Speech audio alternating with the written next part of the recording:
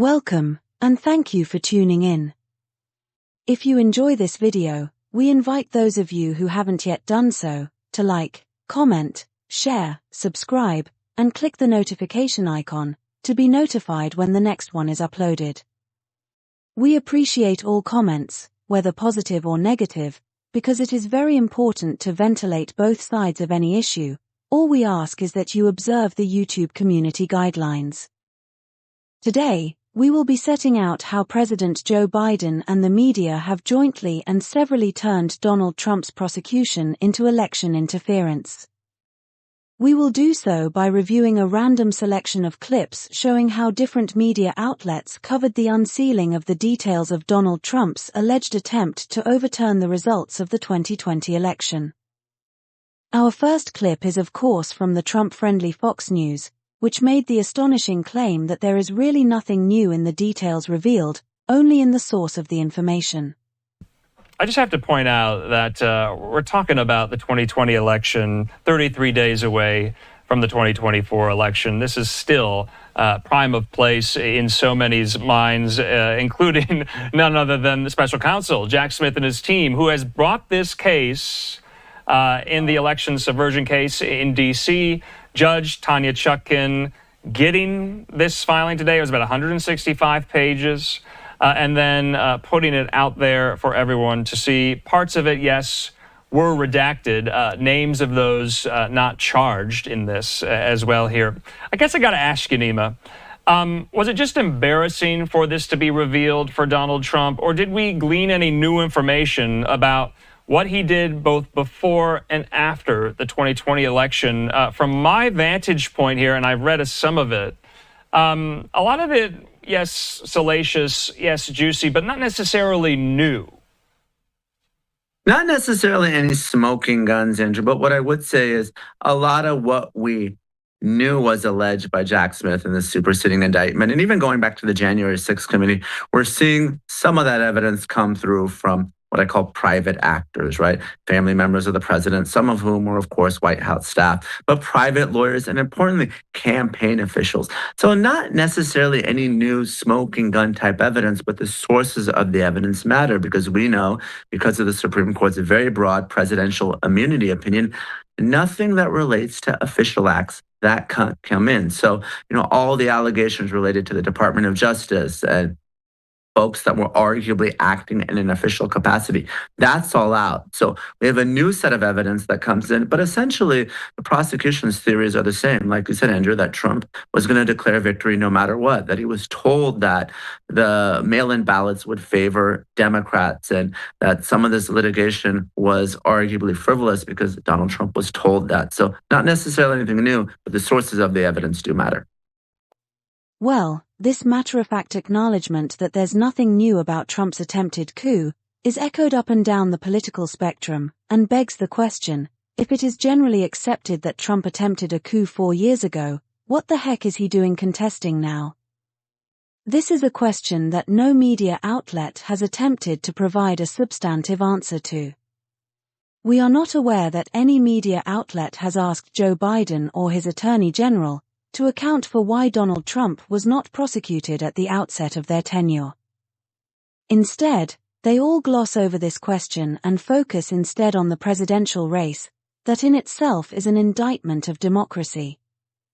PBS, the supposedly neutral, non-commercial public broadcasting service, unsurprisingly sees things markedly differently to Fox News. They found that there were substantive details that had been previously undisclosed that go beyond just revealing the source as Fox News represented. Those details included grand jury testimony, notes taken by people including Mike Pence, and critically, evidence of incriminating actions by Donald Trump as the rioters were hunting his vice president. Counsel Jack Smith and his team maintain that Trump was acting as a political candidate and not the president of the United States when he allegedly attempted to overturn the results of the 2020 election. And this court filing today was filed under seal a short while ago. There's been some back and forth about how much the public should be able to see. And just this afternoon, Judge Tanya Chutkan mostly sided with prosecutors and released this filing with some redactions. There are some new details in here. based on grand jury testimony and notes that people like former Vice President Mike Pence took about his interactions with former President Donald Trump. There's some really interesting mentions of notes that Pence took about this all being up to Pence in the later part of 2020 and early 2021 as people prepared to count the electoral votes on January 6th. And there's some new detail from prosecutors who maintain that Trump himself was in the dining room near the Oval Office tweeting on January 6th as Mike Pence was in danger from rioters in the Capitol. And Trump allegedly said to an aide who asked him about all this, "So what?" So there's a lot of new color and vivid detail about Trump's alleged actions and his state of mind and his knowledge in those waning weeks of 2020 and early 2021. Now moving back to the commercial section that Trump repeatedly labels fake news media, we find that their perspective accords with that of PBS. MSNBC, contrary to Fox News, found that there were repeated bombshells of never-before-seen evidence, including direct evidence against Donald Trump. Nicole, I don't like to jump to something that sounds like hyperbole, but there is no question that there are repeated bombshells in this submission. And I cannot tell you that I've finished the 165 pages. Let me tell you why I think this is so devastating. First, the prosecution recounts direct evidence against the former president, conversations directly with him by lawyers and by Mike Pence himself. At one point, one of the lawyers tells him that there is no proof of any fraud that would be outcome determinative. That claim to the otherwise, or he uses an expletive, says it's BS. He has recounted conversations with Pence himself, describing that the claims of election fraud that the president is making are not true. So this is direct evidence. There also is direct evidence of the president saying, I don't care about the details. I don't care that we would lose in court. And when he's warned that there would be violence on page 8 of the filing, when he's warned that if he continues this, that there could be violence, he says, make them riot. That's a quote. Make them riot. Do it. Those are quotes from the submission in terms of the cavalier attitude of the former president in connection with the anticipated violence. And we all could see on January 6th exactly what happened and the violence that ensued. CNN, like their Trump-declared fake news counterpart MSNBC, also found that Jack Smith's extraordinary filings contained never-before-seen evidence that revealed the special prosecutor's most comprehensive picture to date of the case against Trump. Look, Jake, this is an extraordinary filing that was just released to the public. It's enormous. Like you said, it's roughly 170 pages, and it is full of redactions. We're not getting to see everything that the special counsel said, but what makes this so extraordinary is we're just a month out from the presidential election, and here the special counsel is really revealing the most comprehensive picture yet of its case against former President Trump and his alleged efforts to subvert the 2020 election. And CBS, similarly, found that Smith's filings provided striking evidence of extensive efforts by Trump to overturn the 2020 election. These newly unsealed filings, again by special counsel Jack Smith, include extensive evidence of a desperate effort to overturn the election and charges the former president denies all this, but the testimony is pretty striking. Scott McFarland is in Washington. He's dug into it for us. He's got a full report this morning. Scott, good morning. Tony, good morning. Former President Trump calls these filings pure election interference. But the special counsel argues Trump launched a series of increasingly desperate plans to overturn the election, with only then Vice President Mike Pence standing in his way, a stance which put Pence's life in danger. The newly unsealed filing from special counsel Jack Smith alleges former President Donald Trump resorted to crimes, focusing on his alleged pressure campaign on then Vice President Mike Pence. According to the brief, at least 9 times in the days after the election, Pence tried to convince Trump to give up his fight to prevent the certification, saying he could run again next cycle. Trump allegedly replied, 2024 is so far off.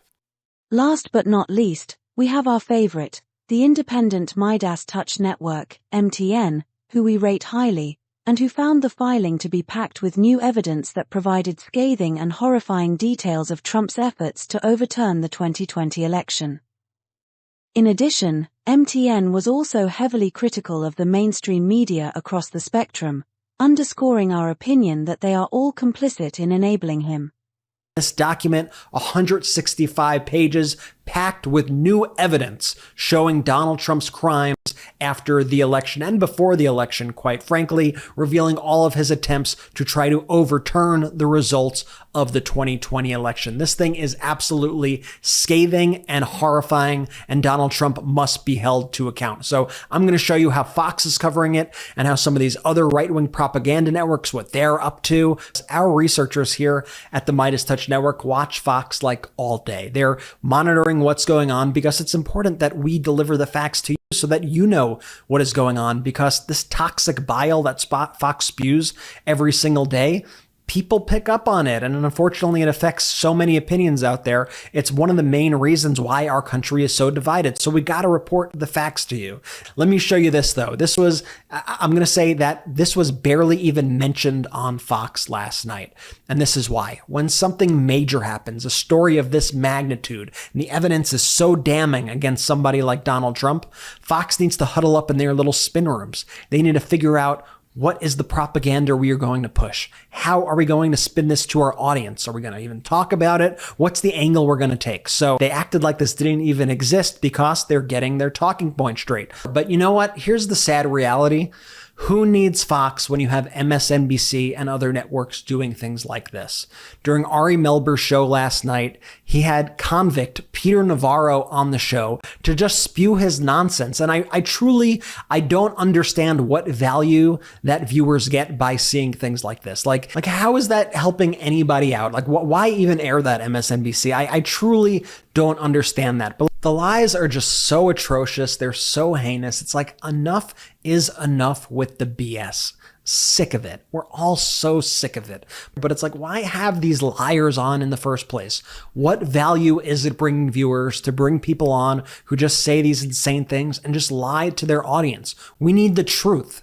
We need the truth. The evidence in that Jack Smith filing is absolutely damning. And by the way, we did a full comprehensive breakdown of that Jack Smith filing over at MidasPlus.com. You should check it out. The point is that they are all to varying degrees stain-washing Trump. From the right-wing media like Fox News, who simply ignore or downplay his criminal conduct like they did with the damning revelations in Jack Smith's filings, to the so-called liberal media who, under the ruse of false equivalence, provide his surrogates with the platform to espouse their twisted ideology. They are all guilty of turning themselves inside out to use Trump for content. They all acknowledge that Trump attempted to overturn the 2020 election, but have glossed over this disqualifying fact to engage in some surreal debate about policies.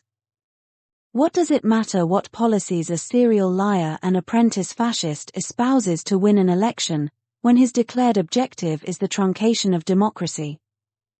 How can those who watched in disbelief as he used the false claim of a stolen election to attempt to overturn the will of the people now be contemplating the credibility of his policies, second time around? In what universe do the policies of a president who led a coup attempt after losing an election have any place in the subsequent election 4 years later?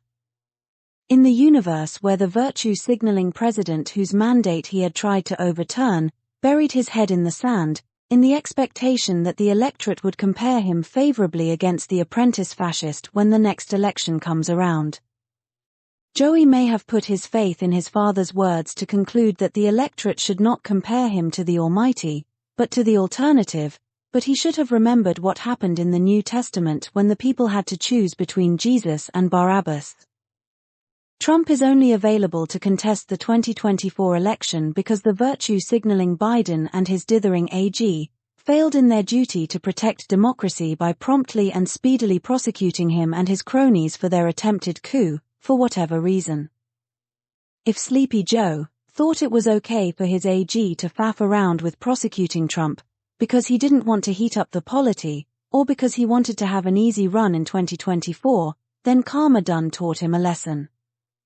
If the liberal media thought it was okay to not criticize Biden's failure to prosecute Trump promptly, because he was their man, then karma done taught them a lesson. Whichever way you look at it, Trump is only able to claim election interference because Biden and the media went to sleep. Whichever way you look at it, Trump and his people have been able to put the systems and procedures in place to imperil the November election because Biden and the media went to sleep.